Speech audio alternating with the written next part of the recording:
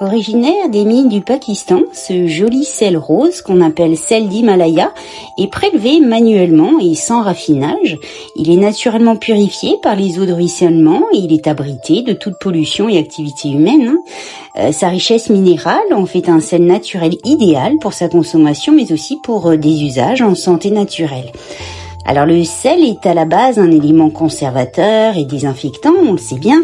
Une douche quotidienne à l'eau chargée de ce sel rose va déployer en fait une action détoxifiante et aider à purifier notamment l'épiderme en éliminant les impuretés accumulées par la peau. Le sel a aussi la capacité d'être cicatrisant et apaisant cutané. Alors il va calmer bien sûr les peaux sujettes aux démangeaisons et aux irritations.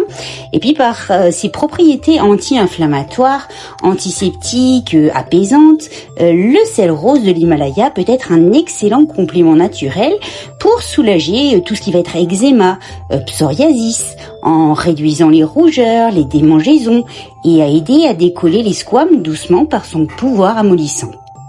En assainissant les pores de la peau et en régulant l'excès de sébum par son effet asséchant, il empêche le développement des bactéries responsables des boutons de l'acné.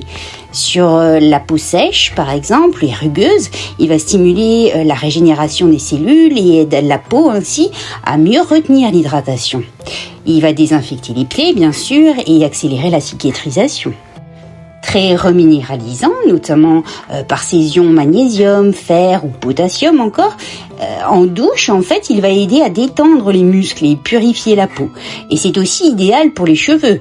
Se rincer par exemple le cuir chevelu à l'aide de cette eau salée va réguler naturellement le taux de sébum et les rinçages des cheveux tout simplement à l'eau chargée en ce sel va stimuler la pousse, réguler le sébum encore une fois et donne un gonflant en fait aux longueurs. Il élimine l'accumulation des produits capillaires aussi et les résidus de pollution ainsi que bien sûr tout ce qui va être pellicule. Donc, ces propriétés antibactériennes vont aider bien sûr à assainir le cuir chevelu et à réduire les squames. Sous la douche de sel rose, donc, le massage du crâne, par exemple, va activer la circulation sanguine, ce qui va fortifier aussi les follicules pileux. Donc, comme vous le voyez, à l'aide de quelques grains de sel, même pas 50 grammes, je remplis tout simplement la partie arrière de mon pommeau de douche et ainsi me crée une douche au sel d'Himalaya.